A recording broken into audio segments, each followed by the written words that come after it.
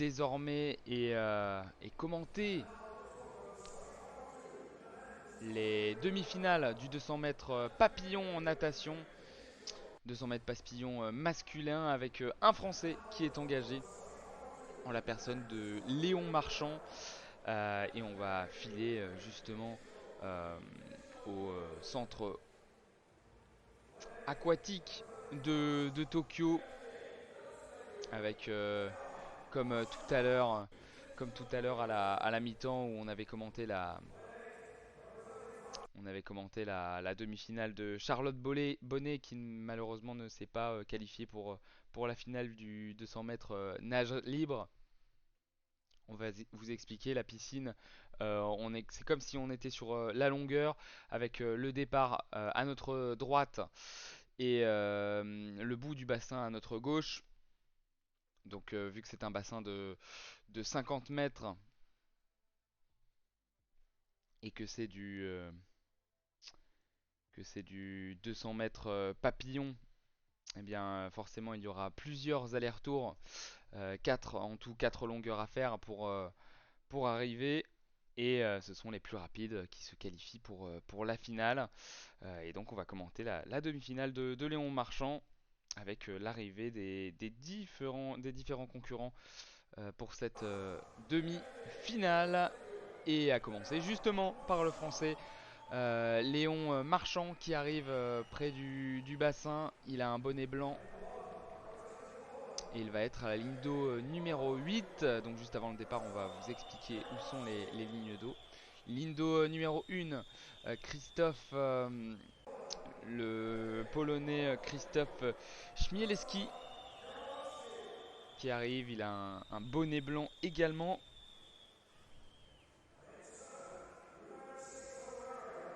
L'américain ensuite, ligne d'eau numéro 7, Gunnar Benz. Il arrive, il a ses lunettes jaunes, un bonnet noir avec le drapeau américain. Ligne d'eau numéro 2, il est à la maison, c'est le japonais Daiwa Seto qui se placera donc à la ligne d'eau numéro 2, la deuxième ligne en partant du haut. Ensuite l'italien Federico Bourdisso avec un bonnet noir. Il sera à la ligne d'eau numéro 6, la troisième en partant du bas. Ensuite ligne d'eau numéro 3, la troisième en partant du haut, Noé Ponti, le Suisse. Il a un bonnet rouge. Le Brésilien ensuite avec un bonnet blanc, Leonardo de Deus, ligne d'eau numéro 5. Une des lignes centrales. Et ligne d'eau numéro 4, la quatrième en partant du haut, le Hongrois, il a un bonnet noir, Christophe Milak. Ça y est, tous les concurrents sont présentés. Le temps qu'ils se mettent, ils enlèvent leur suite d'équipe et se mettent torse nu pour participer à cette demi-finale. Ça y est, ils sont tous en maillot, ils s'approchent de la ligne de départ. Et donc on va faire en point avec de haut en bas les lignes d'eau. Donc numéro 1, Chmielewski, le polonais. Ligne de numéro 2, Seto, le japonais. Ligne d'eau numéro 3, Panti, le suisse. Ligne de numéro 4, Milak, le hongrois. Ligne d'eau numéro 5, Dedeus, le brésilien. Ligne de numéro 6, Bourdisso, italien. Ligne de numéro 7, Benz, l'américain. Et donc tout en bas, ligne d'eau numéro 8, Léon Marchand, le français, pour essayer de se qualifier pour la finale. La demi-finale du 200 mètres papillon. Avec Milak, double champion du monde et champion d'Europe. Et c'est parti dans cette course. Le plongeon 200 mètres papillon avec Milak qui pour l'instant a pris les devants. Et derrière, ouais, ça, c'est vraiment serré. Léon tout en bas, ligne d'eau numéro en bas. Et pour l'instant au contact. Et voilà, ils ont déjà fait le première longueur. Il faudra en faire 4 pour atteindre les 200 mètres. Et Mila qui est sur les bases du record du monde. Léon Marchand qui est un peu en retrait. Christophe Milak, le Hongrois, qui est largement devant. Avec en deuxième place Bourdisso, ligne de numéro 6. Champion du monde. Et là, oui, Milak, Bourdisso et Dedeus qui, à l'issue de cette deuxième longueur, sont devant. Et Léon Marchand est dans les dernières positions. Malheureusement, ça va être compliqué. Mais il est en train de revenir. Il est en train de revenir quand même. On est au coude à coude avec les 5 derniers. 3 qui sont devant pour l'instant avec Milak, le Hongrois, qui est largement en avance. Et la dernière longueur avec Milak qui est premier, Bourdisso deuxième, Dedeus troisième de cette demi-finale. Léon Marchand qui a fait une coulée assez lointaine. Il a fait une grosse coulée. Et il revient, Milak toujours devant, Bourdisso aussi, deuxième. Et Léon Marchand, ça va être compliqué pour se qualifier en finale. Léon Marchand qui tente de revenir. Allez, il faut s'arracher. Essayer d'être devant, non, ça va être compliqué, ça va peut-être à la touche. Milak qui est arrivé, Léon Marchand qui va toucher. Et Léon Marchand qui, malheureusement, 8ème, 1,55,68. Ça ne suffira pas pour se qualifier en finale. Et Milak qui a marché sur cette demi-finale, le Hongrois, 1,52,22. Voilà, pas loin du record olympique. Et Bourdisso qui finit deuxième, l'Italien. Et donc demi-finale. On en a commenté une tout à l'heure avec Charlotte Bonnet qui ne s'est pas qualifiée, qui a fini sixième. Et ben même chose pour Léon Marchand qui finit huitième. Huitième et donc n'est pas qualifié pour la finale du 200 mètres papillon malheureusement.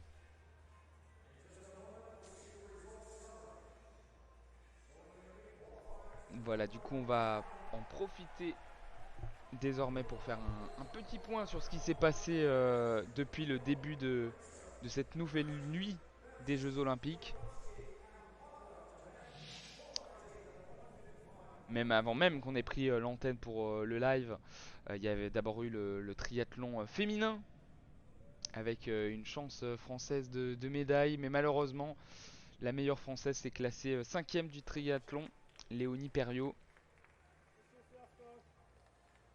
C'est finalement la Bermudienne Flora Duffy qui a gagné la médaille d'or pour le triathlon. Tant que je retrouve les tableaux, voilà. Flora Duffy, médaille d'or du triathlon féminin. Deuxième position, la Britannique Georgia Taylor-Brown. Et troisième, médaille de bronze, Cathy Zaferes, l'américaine. Léonie Perriot est la meilleure française. Cinquième. Le surf a commencé à minuit 30 et malheureusement Michel Bourrez, le français, s'est fait éliminer par le brésilien Gabriel Medina dans son opposition. Et, euh, et ensuite on a pris l'antenne aux alentours de 3 heures du matin et on a commencé avec l'entrée en lice de l'équipe de France féminine de basket. L'équipe de France féminine de basket qui s'est inclinée 74-70 face au Japon pour son entrée en lice. Ça va être très compliqué pour se qualifier vu qu'on joue contre les américaines ultra favorites en phase de poule aussi. Mais bon, on ne sait jamais. Ça aurait été mieux de bien commencer face au Japon. Ça n'est pas le cas. À 3h30 du matin, on a aussi commenté la demi-finale de Charlotte Bonnet en 200 mètres nage libre. Mais malheureusement, Charlotte Bonnet ne s'est pas qualifiée, a fini 6ème. Et là, du coup, pour la reprise de ce live, on vient de commenter le 200 mètres papillon, la demi-finale. Et le français ne s'est pas qualifié aussi, Léon Marchand. On attendra le 400 mètres 4 nages féminin en natation avec Cyrielle Duhamel qui est aussi impliquée.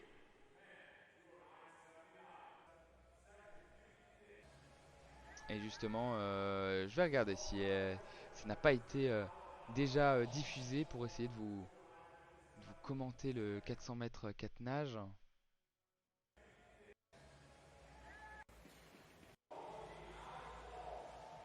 Hop. Non, on est au 200 mètres. Là, on est actuellement au 200 mètres. Hop.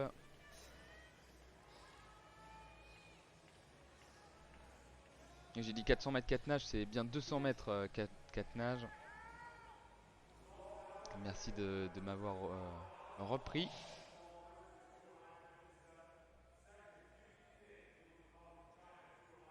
C'est la demi-finale 2 qui nous intéresse.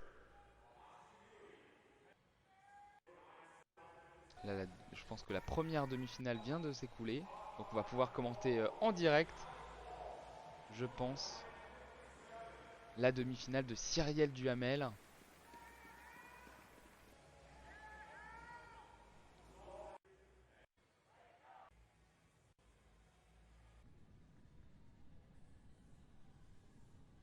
Ouais, la première finale qui s'est écoulée, justement. Allez, on va filer directement au centre aquatique de Tokyo. La première demi-finale qui s'est écoulée avec Alex Walsh, l'américaine, qui a fini première en 2 minutes 29 et 57, 57 centièmes. Là, on attend surtout la demi-finale 2 avec Cyrielle Duhamel, la française, qui est engagée. 200 mètres 4 nages, c'est-à-dire qu'à chaque longueur a une nage différente en natation.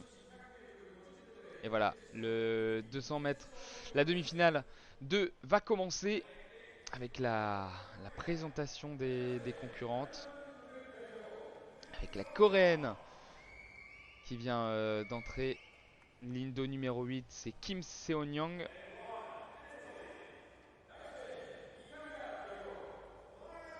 L'indo numéro 1, l'italienne Ilaria Cusinato.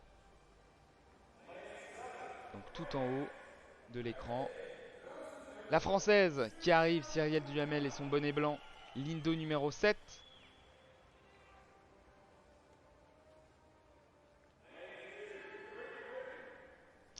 L'indo numéro 2, la deuxième en partant du haut. La britannique Alicia Wilson.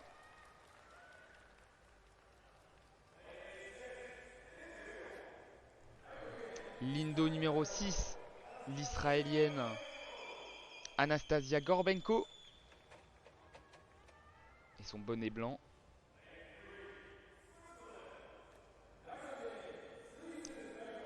L'indo numéro 3, la troisième en partant du haut, la Suissesse Maria Ugulkova.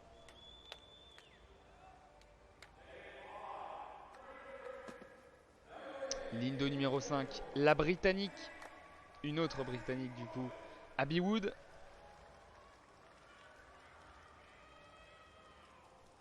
Et un bonnet rouge. Et l'indo numéro 4, l'américaine Kate Douglas.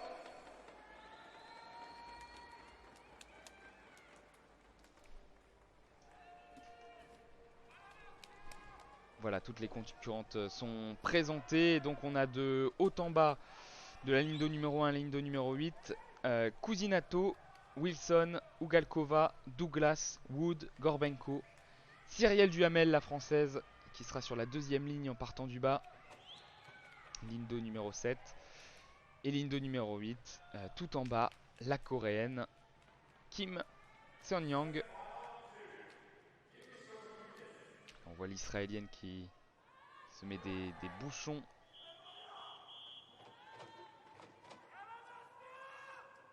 pour le nez. Et cette demi-finale du 200 mètres 4 nages va bientôt débuter. Avec les nageuses qui se mettent sur le plot de départ.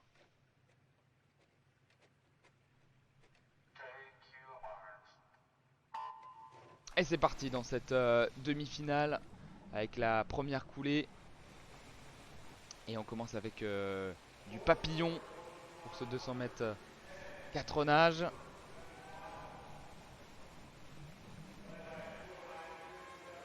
Avec Cyrielle qui est pour l'instant dernière. Et son maillot violet, bonnet blanc. Ah, il est un peu en retrait pour l'instant.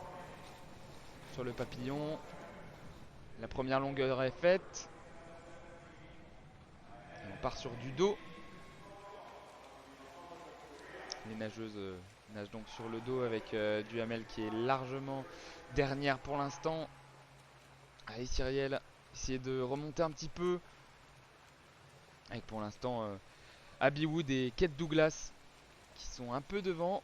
Et la coréenne Kim tout en bas qui est à la 3ème place. Qui passe même devant, qui cartonne sur la nage dos. Kim et qui est passée en première position. Douglas l'américaine est 2ème, Wood est 3ème. On part maintenant sur de la brasse avec Duhamel qui a une petite longueur d'avance là sur Anastasia Gorbenko qui est toujours dernière. Et Kim qui est cette fois-ci au coude à coude avec Douglas et Wood. Et qui passe même derrière puisque Alicia Wilson fait un gros passage en brasse. La britannique, ligne numéro 2 de ligne en partant du haut. Voilà le dernier passage, la dernière coulée, les derniers 50 mètres avec le crawl pour finir. Et Douglas et Wood qui sont largement devant, qui vont s'imposer dans cette demi-finale. Et Douglas pour l'instant qui est un poil devant. Et Alicia Wilson, ligne de numéro 2 qui est à la 3ème place pour l'instant. Cyrielle Duhamel qui est un peu revenu, qui ne sera pas dernière. Ne sera pas dernière mais ça sera sans doute très compliqué pour passer. Elle est 6ème de cette série, de cette demi-finale. Kate Douglas a gagné la demi-finale. Et on va attendre les résultats pour savoir si Cyrielle passe ou pas. Ça m'étonnerait, elle a été dernière une bonne partie de la course. Surtout le début, mais elle a bien remonté sur le crawl. Et sur les derniers 50 mètres.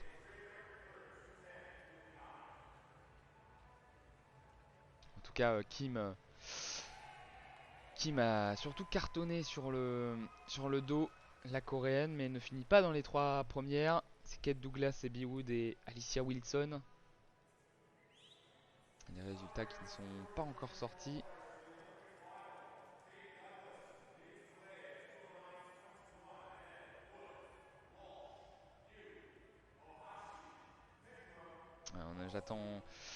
J'attends de vous fournir les résultats de cette demi-finale, savoir si Cyrielle passe autant ou pas. Elle finit devant la coréenne finalement, Cyrielle. Est-ce qu'à la touche? Peut-être qu'à la touche, elle gratte même une place. Cyrielle Duhamel, on attend les résultats. Les résultats qui tombent avec Cyrielle qui finit 6ème finalement. 2 minutes 10 et 84 centièmes. Ça va être trop juste. Trop juste pour passer en finale. Et encore un Français éliminé en demi-finale de natation. Les 8 qualifiés du coup: Kate Douglas, Abby Wood, Alex Walsh, Yu, Ohashi, Pikrem, Osu, Katinka Osu et Alicia Wilson à la 8ème position de ces demi-finales pour accéder à la grande finale du 200 mètres 4 nages. Pas de Cyrielle Duhamel malheureusement, mais voilà, on espère que le commentaire de ces deux courses, de ces deux demi-finales qui n'ont pas profité aux Français, vous ont plu quand même.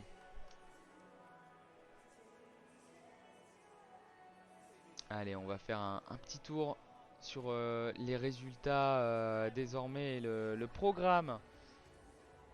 Restez peut-être sur les résultats de natation. On a commenté les demi-finales, mais il y a eu des finales qui se sont jouées à partir de 3h43. Avec pour le 200 mètres nage libre homme la médaille d'or pour un Britannique et même deux des premières places du podium pour les Britanniques. C'est Tom Dean qui a eu la médaille d'or en 200 mètres nage libre homme. Duncan Scott, le Britannique, qui monte aussi sur les deux marches les plus hautes et sur la deuxième marche, la médaille d'argent donc. Fernando Schaeffer, le Brésilien, qui décroche le bronze. En 100 mètres d'eau, la finale féminine, c'est l'Australienne Kaylee McKeown qui gagne la médaille d'or avec Kaylee Mass, la Canadienne, puis Regan Smith, l'Américaine, qui a la médaille de bronze. À 3h59, il y a eu la finale du 100 mètres d'eau, et c'est aussi homme, avec deux Russes sur les deux premières places, Evgeny Rylov et Evgeny Rylov pour le comité olympique russe qui décroche la médaille d'or du 100 mètres d'eau homme, Klimen Kolesnikov qui a la médaille d'argent et Ryan Murphy, l'américain, qui a la médaille de bronze. Pour le 100 mètres brasse féminin et la finale, c'est l'américaine Lydia Jacobi qui a eu la médaille d'or devant Tatiana Schoenmaker, la sud-africaine, et la médaille de bronze aussi pour une américaine, Lily King. Voilà pour la natation et les finales. Alors qu'on entend en fond les médailles qui sont distribuées justement pour la natation. Le surf, ça a commencé à minuit 30 et j'ai dit tout à l'heure Michel Borès qui s'est fait éliminer par Gabriel Medina. Gabriel Medina qui justement a perdu sa demi-finale contre le japonais Kanoa Igarashi en surf. Les finales de surf auront lieu à 8h46 et 9h31 ce matin. 8h46 pour les hommes, 9h31 pour les femmes. Le taekwondo, et on attendra le match à 5h30, prévu à 5h30, d'Althea Lorraine. Althea Lorraine qui jouera contre la Mexicaine Briseida Acosta à 5h30 dans le Makuhari Mess de Tokyo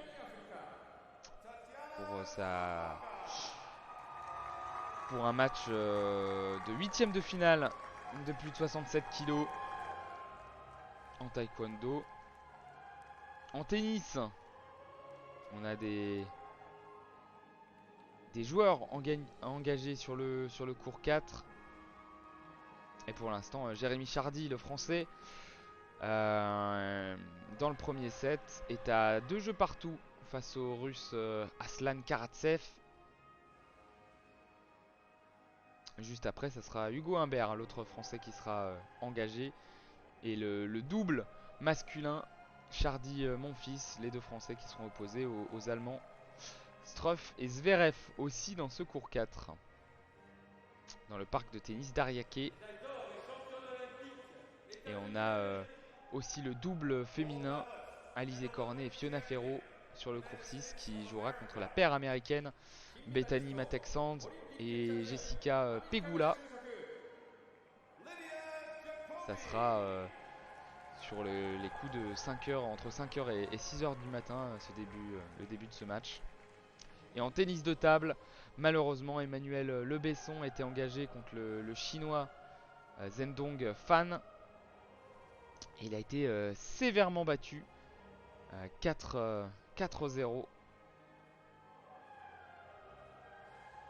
4 jeux à 0 donc pour Emmanuel Le Besson qui voit son parcours olympique s'arrêter au bout du 3e tour. À 7h30, Simon Gauzy, lui, jouera contre le Danois Jonathan Groth.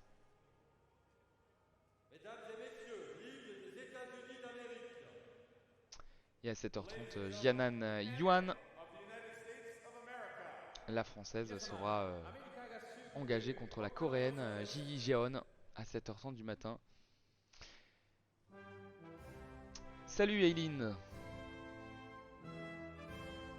Tu peux les diffuser, t'es au courant? Oui Aileen, mais c'est juste que là c'est une chaîne spéciale audio description. AISA France qui est une association audio description à destination des aveugles et déficients visuels.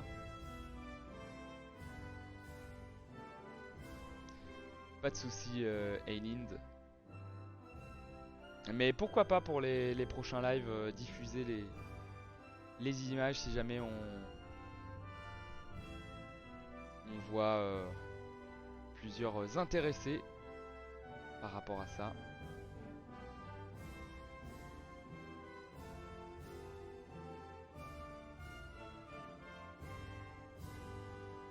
Au tir à l'arc, pas de français engagé. La voile, Charline Picon, la française, est première ex aequo. Oui, merci Ailing, merci beaucoup du follow, c'est très sympa et oui, ça aide beaucoup. Ça aide beaucoup l'assaut.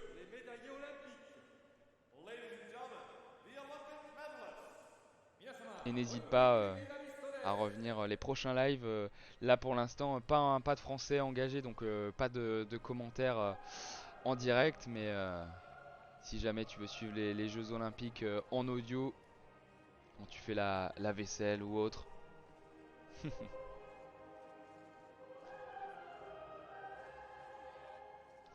Volleyball, pareil, pas d'équipe de France. Volleyball de plage non plus, nous ne sommes pas qualifiés. Volleyball, on a battu hier la Tunisie pour ce qui est du tournoi masculin après une défaite, une large défaite face aux États-Unis. Et water polo, pas d'équipe de France engagée. Voilà pour le programme et les résultats des Français et la boxe aussi avec une Française qui jouera à 12h, à 12h24. Maïva Amadouche qui jouera contre la Finlandaise Mira Mario Johanna Potkonen. Ça sera à 12h25, 12h24, catégorie poids léger féminin.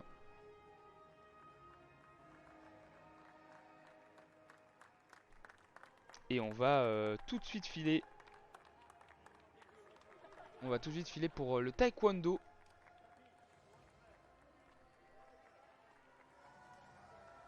Une Française va entrer en lice.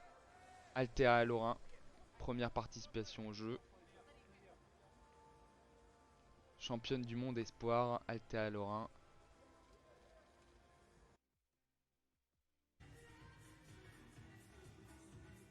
Et voilà, on est au Makuhari de Tokyo. Makuhari Mess Hall A.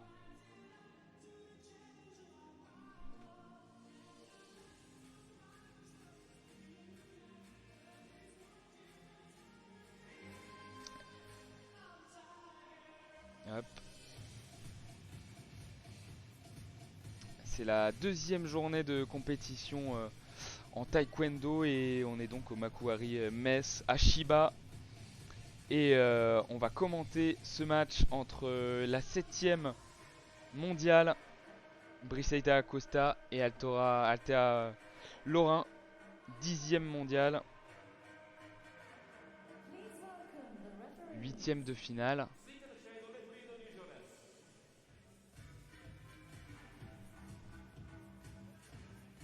Alors pour vous décrire le tatami est de forme hexagonale, de couleur bleue, et tout autour c'est en rouge.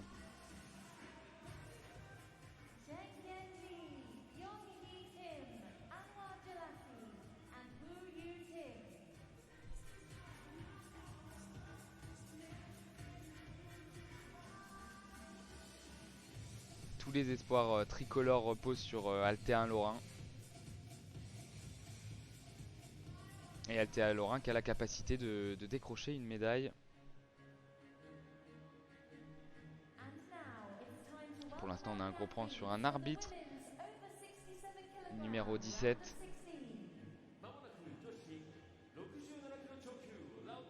Et on attend l'arrivée des deux taekwondoïstes. Althea n'a que 19 ans, Althea Lorrain. Et la mexicaine, 27 ans, Briseida Acosta qui arrive avec son plastron de couleur bleue. Et le drapeau du Mexique sur son pantalon blanc. Médaille de bronze au dernier championnat du monde. Briseida Acosta, donc numéro 7 mondial qui arrive sur le tatami. Et on voit les supporters mexicains qui sont dans les tribunes, qui brandissent le drapeau du Mexique. Et Althea Lorrain qui arrive avec son plastron de couleur blanc, de couleur rouge pardon. Elle aura un casque rouge également.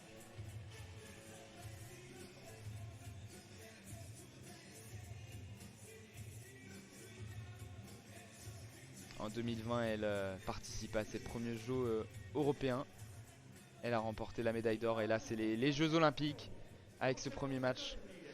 Avec l'arbitre malaisien Yang Yen Lee qui a donc, je l'ai dit tout à l'heure, le numéro 17 sur sa poitrine. Une petit foulard rouge. Et Althea Lorrain qui va mettre son casque rouge. La Acosta qui est arrivée sur le tatami, qui va mettre son casque bleu aussi, qui a montré qu'elle avait un protège-dents à l'arbitre. Les deux joueuses qui se saluent. Pas de coup bas évidemment. Donc pour rappel, les règles du taekwondo, le format olympique, 3 rounds de 2 minutes avec possibilité de porter des coups avec les jambes, sur le casque, sur le plastron, avec les poings sur le plastron, sur le casque. Et donc pas de coup bas. Il y aura une cotation de coups qu'on va vous dire en direct.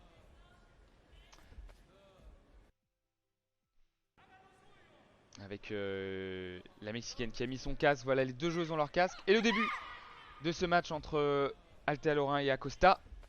Avec Althea qui commence à attaquer avec des pieds hauts en avant. Essayer de marquer des points tout de suite. Les deux participantes sont de côté. Elles essayent de se donner des coups de pied. Petite feinte d'Althea avec son pied droit. Elle perturbe la Mexicaine. Et là ils sont à la droite du tatami. Plusieurs feintes. Et oui, le coup donné 2-0. Le coup de Lorrain sur le plastron. 2-0 pour Althea. Qui est donc face à la Mexicaine. Ils essayent de se donner des coups de pied latéraux. Ça ne passe pas, quelques feintes. Toujours 2-0. Le coup de pied gauche d'Althea contré par les mains d'Acosta. On essaye d'aller chercher le plastron du côté de la française. Les deux qui sont du même côté. On rappelle Althea Lorrain qui est en rouge au niveau du plastron et du casque. Et oui, coup de plastron sur le côté droit. Nouveau coup du plastron. Coup avec la jambe droite d'Althea Lorrain. Et donc 4-0 pour l'équipe de France et Althea. Althea qui essaye de donner des coups de pied droit maintenant. Qui est sur le côté. Elles sont du même côté. Les deux joueuses. Et on entend les cris d'Acosta. Le coup de pied qui est passé pas loin du casque de la Mexicaine. Elle a le coup de poing et le coup de pied bien contré par Althea. Qui se remet, on est à droite du tatami. Là il y a un petit jeu de jambes, un petit jeu de corps. On est passé pas loin du casque. Et l'arbitre qui arrête le combat. On est sorti un peu du tatami. Et c'est reparti dans cette finale. Avec la première partie de ce match qui est terminée. Et 4-0 pour Althea Lorrain. Dans le premier round. Qui mène donc 4-0. Et qui embête bien la Mexicaine. Avec ses déplacements de belle garde. La Mexicaine qui essaye de plus utiliser ses points. Tandis qu'Althea c'est quasi exclusivement du pied pour l'instant, des coups de pied. Elle essaye de toucher la tête de la Mexicaine. Là elle est sur le banc à écouter les conseils de sa coach.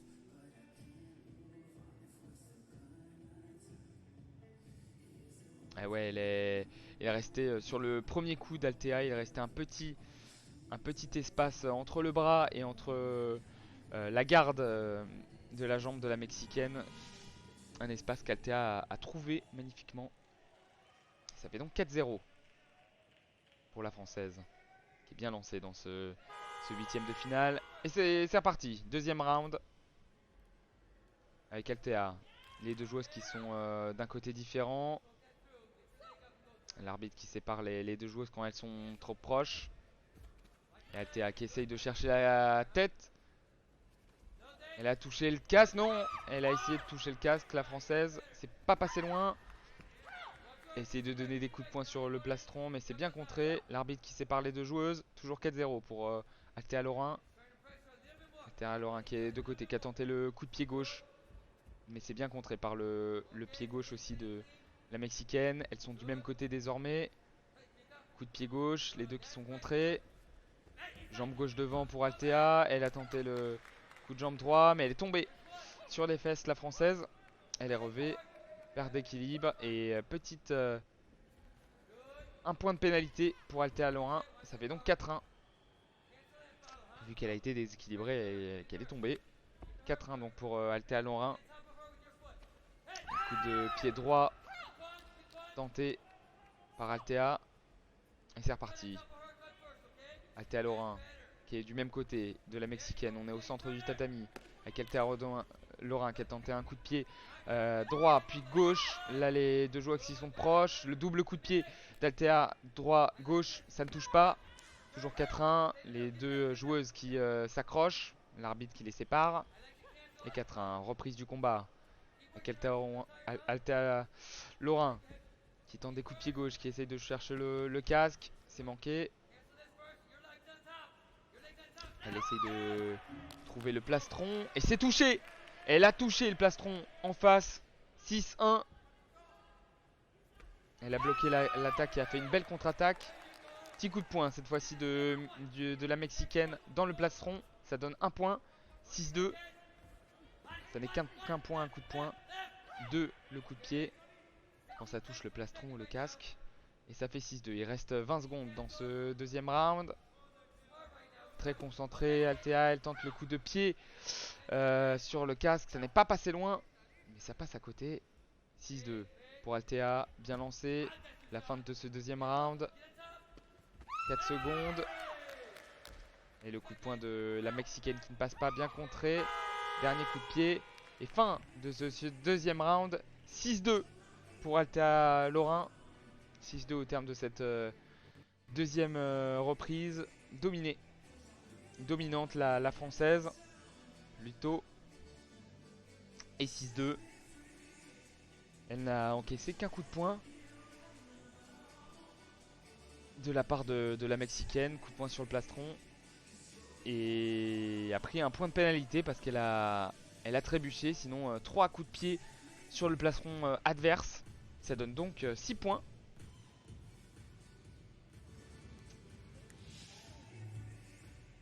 La Mexicaine qui était plus sur la défensive jusqu'à présent.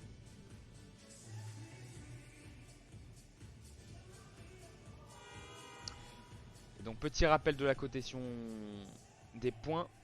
Le coup de poing 1 point. Coup de pied dans le plastron 2 points.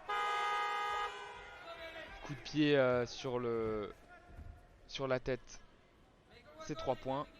Et coup de pied retourné sur la tête, c'est 5 points. Et la troisième reprise. Cette fois-ci, les reprises qui durent 2 minutes, les rounds. Vous avez toujours 6-2 pour Altea Lorrain qui est au centre du tatami. Elle a essayé de toucher le plastron, ça ne marque pas. Les deux joueuses qui reprennent leurs appuis, qui s'accrochent un petit peu. On est toujours au centre du tatami avec Altea qui tente un coup de pied droit. C'est manqué. Coup de pied droit encore. Belle riposte de la Mexicaine. Coup de poing sur le casque, c'est validé. 6-3. Et le punch, donc, qui donne un point en plus pour la Mexicaine. Et Altea Lorrain qui se met du même côté que la Mexicaine, qui tente des coups de pied droit, c'est contré. Le coup de pied retourné de la Mexicaine sur le plastron, c'est bien contré par Altea. Altea qui a tenté un coup de pied sur le visage, c'est bien contré. Le coup de pied sur le plastron, ça ne marque pas. Et 6-3 pour la française. 1 minute à jouer dans ce troisième round. Altea Lorrain qui tente un coup de pied à gauche. C'est contré par le bras de la Mexicaine. Et oui, le coup de pied sur le plastron La contre-attaque 8-3 pour Altea Lorrain qui est bien parti dans son match. Et le coup de pied à la tête, 3 points.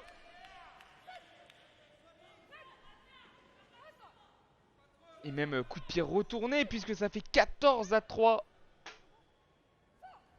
Parfaitement exécuté. 14-3 à 40 secondes de la fin. Très bon matelas d'avance. 14-3. Atléa qui est concentré, qui redonne un coup de pied du plastron dans le plastron. 16-3.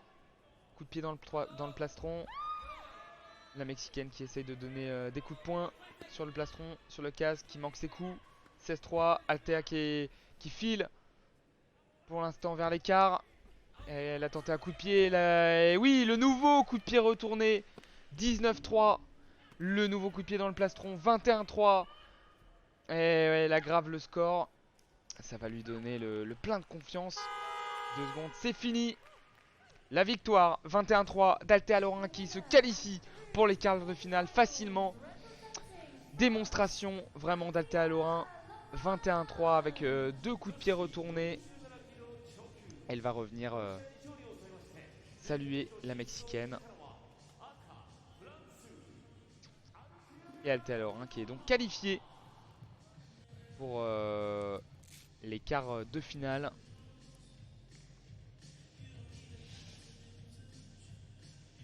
Quart de finale donc pour Altea Lorrain, la française. Ça c'est bien, enfin une victoire française depuis le début du live. Et c'est Altea Lorrain qui se qualifie pour le quart de finale. Des plus 67 kg alors qu'on a vu un superbe coup de pied à la tête sur Acosta. Et donc qualification d'Altea Lorrain pour les quarts de finale. Qui jouera son quart de finale contre une chinoise aux alentours de 8h heure française. On verra si on commente. En tout cas, on attend l'événement et le match de Clarisse Agbenienou, pardon, la judokate.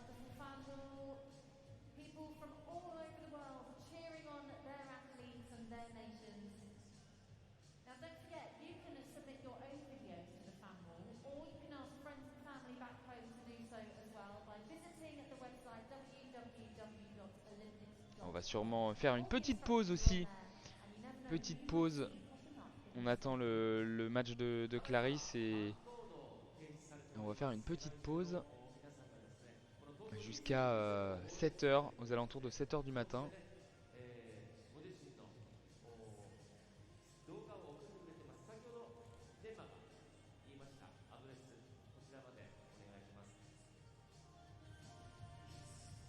Hop.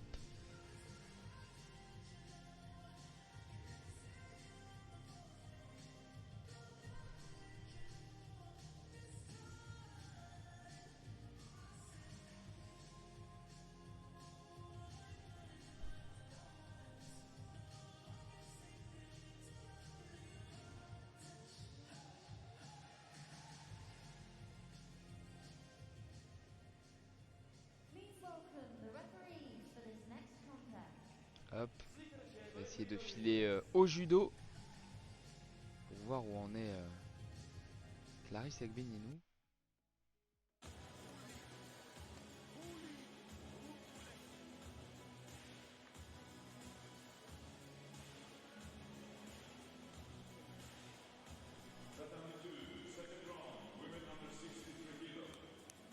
Clarisse Agbenienou qui jouera contre la Cap-Verdienne Sandrine Billet en moins 63 kg femme. Les huitièmes de finale de cette compétition de judo.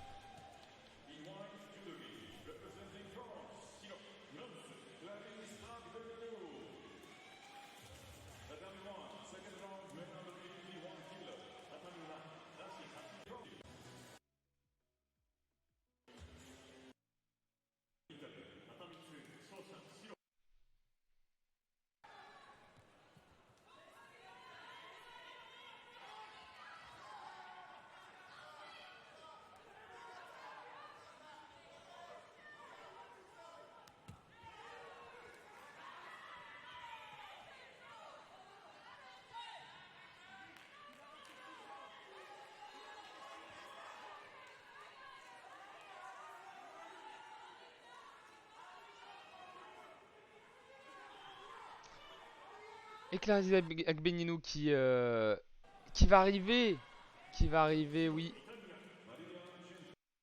Sur le tatami. Et c'est parfait pour le dernier live commenté avant la pause.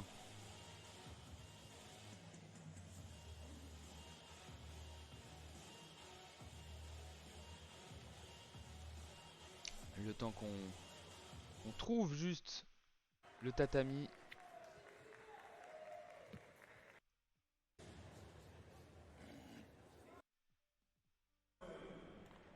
Hop.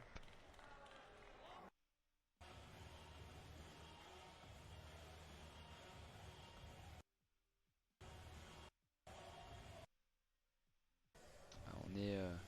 Ouais, Clarisse est là. Clarisse est là et c'est parfait. On va pouvoir commenter le match de Clarisse Agbenienou contre Sandrine Billet. Sandrine Billet, la capverdienne. On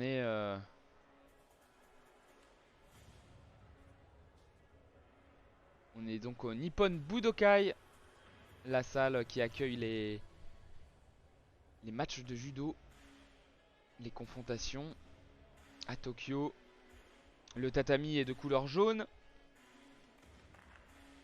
Autour, c'est donc de couleur rouge avec écrit en blanc Tokyo 2020.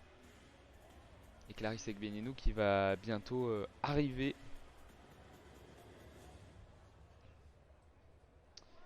Qui va arriver bientôt sur le tatami. Elle attend là sous les tribunes. Elle attend de rentrer avec la capverdienne Sandrine Billet.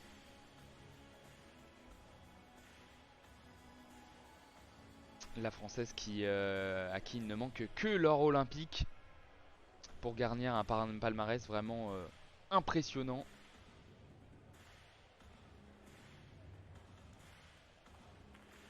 Et donc il va concourir en moins de 63 kilos. Un peu d'attente là avant son arrivée. Elle est là avec son kimono. Elle a un kimono blanc avec sur la poitrine gauche le symbole de l'équipe de France olympique, le coq. Et Sandrine Billet, elle a un kimono tout en bleu avec le drapeau du Cap-Vert sur sa poitrine gauche.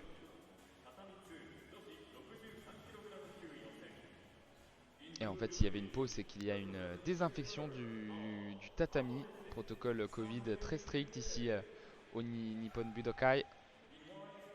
Et voilà, l'entrée des deux judokates sur le tatami. Clarisse Agbenienou et sa ceinture noire. Ceinture noire kimono blanc. Qui va monter sur le tatami. Saluer